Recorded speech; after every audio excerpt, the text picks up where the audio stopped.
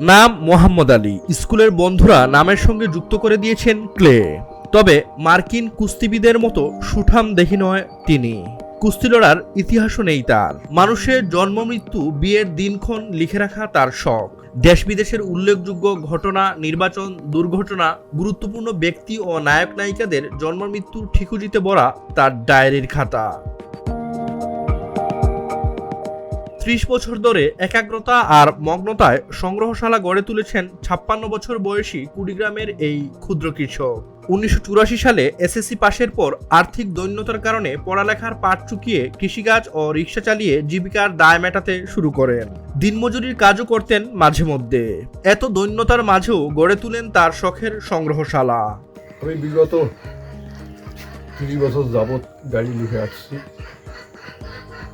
এটা আমার জীবনের ভূমিকা যে দেশের খবরাখবর, এলাকার এবং সারা বিশ্বের খবরাখবর পেপার পত্রিকা, বই, টিভি দেখে লিখে রাখি আমার ব্যক্তিগত ডায়েরিতে।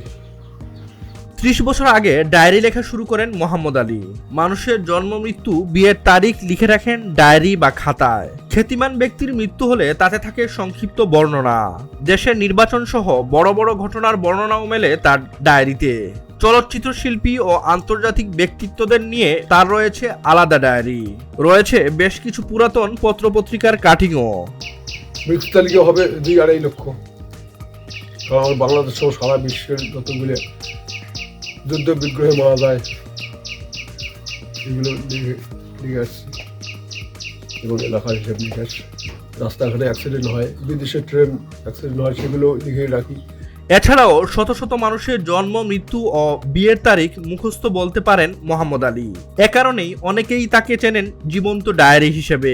বিভিন্ন এলাকার লোকজন তার কাছে আসেন সন্তানের জন্ম বা বাবা মায়ের মৃত্যুর তারিখটি সংগ্রহের জন্য। ৩০ বছরে জন্ম, মৃত্যু, বিবাহ বার্ষিকী, রাস্তাঘাট, জেলা পরিষদ নির্বাচন, উপজেলা, ইউপি নির্বাচন, যত ঘটনা দেশে ঘটে সবগুলি আমি আমার ব্যক্তিগত ডায়েরিতে লিখে রাখছি।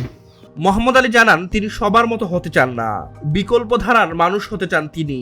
লোকে যতই টিটকারি করুক, এই কাজের সঙ্গে তার ভালোবাসা ও আবেগ জড়িয়ে আছে। মৃত্যুর পূর্ব পর্যন্ত তিনি তার শখের সংগ্রহশালাটি সমৃদ্ধ করে যেতে চান।